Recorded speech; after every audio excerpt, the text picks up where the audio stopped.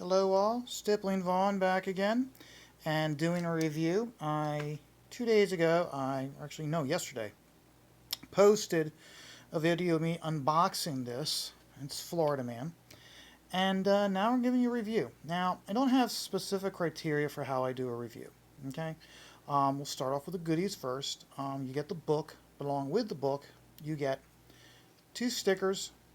One reminds me of that Florida college football team. Yeah, I don't know football, or college football at least. It's just, I know that that's down Florida, there's a college football team like that. And a Florida Man sticker, nice. And then this was really neat. They advertised this on the promotion. In fact, I'll do this to highlight it on the campaign on the Indiegogo page. It had this postcard. And we all know the suntan commercial growing up of the little dog pulling down the little girl's panties. Well, this is our take on it with, of course, just as humorous results for a more modern age. And if this book really, I did like this book a lot. Okay, so we're going to take a look at the book next. Okay, first thing we're going to look at is the book itself. Okay, the cover itself. Okay, the first time I remember it has like almost like a velvet veneer, or it's very smooth, very soft. Don't know what the type of specific name would be for this type of paper, but it's very nice. First time I ever bought a book like this was '93. It was a book that was printed in South Korea, or South Korea. So that's what it reminds me of. Then the book itself. Let's see here. Thick book, square bound. Okay, square bound. I like the fact that they put number 1 on it. Okay, that indicates that they have intentions of doing more, and I hope they do, because it was a very good book. I enjoyed it a lot. On the back, they give a synopsis, and it states those hilarious and bizarre Florida men stories you've seen in news headlines and internet memes have finally been brought to life in a graphic novel aimed squarely at grown-ups who still love comics. So, like I said, I remember when I saw this, and just the premise itself. I live in central Pennsylvania, which has very metropolitan areas, but you drive less than 10 miles away and you are in the boondocks, in a very rural boondocks. So you have the ideology of this guy right here. So the antics and the hijinks and all the trouble that they get themselves into, I'm reading this going, yeah, I know I know someone who did this. Oh, yeah, I know someone who did that. Oh boy, yeah, I can see this person doing that. So am I busted in Pennsylvania? Yeah, but you have to bust where you live. Okay, if you can't bust on where you live, then there's an issue with you. Okay, so I do have family that lives in Florida. They live in the regular area of Florida, not the resort areas of Florida. And this type of stuff does happen. It's in this book.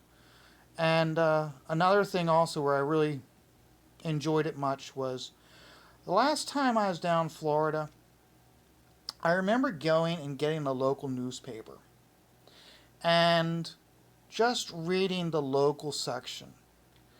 It reminded me so much of the local section of my local paper. So that's where it connected to me the most, is I could really relate to the idiot hijinks of these guys in Florida. Now, if I was going to give one criticism to this book, it is they have multiple artists. In fact, I'm going to open it up for you guys to see here. Okay, it has 4 artists. I'm sorry if it's not focusing in and if it's blurry, but they have 4 artists here. Okay, Now, if they did it so it was one art, if they didn't, if he did, if Mike had done this in chapters, with a chapter 1, chapter 2, chapter 3, chapter 4, which he could have done, and each artist had a chapter in the book, would have been good. The way it was done, though, is you go from one artist style to a page and a half, 2 pages of a different artist style, and on 1 or 2 pages, I swear one artist did the top panel, but someone else did the rest of the page. That really, honest to God, is probably the only criticism I would give this book. Is I would have done it more so that way. Was one artist better than another artist? In my opinion, there were. In your opinion, it could be the opposite. But if you had it at least broken up in chapters, so one artist to each chapter, there would have been still a nice flow from page to page. And it would have been like one panel has one art style, one panel has one art style, and the last panel has another art style, which there are a couple pages where I felt that did happen. So, if you guys are in the mood for a good story of what the like, they're not. No, really. Oh God, they're please don't tell. Yep, they're doing it. That's the type of book you're getting here, and I think it's a well worth book. And like I said, it's set in the corner. It was book number 1, so I'm hoping that this campaign's successful enough that he will do books 2, 3, and 4. Another thing, real quick before I go, is I don't want to go give away too much. I mean, there's an ad there. Is he has different pinups in the back, which were very, very. And here's one like making fun of the whole drinking Clorox as the cure for COVID. And then, of course, one I liked here was Pat Broderick did of the main character, Bronco busting a wild boar. So, very, very entertaining. Very enjoyed it a lot. And lastly, if anybody's wondering why I'm doing these videos and why I'm so choppy in how I'm doing this, is yeah, I don't want to be a YouTuber.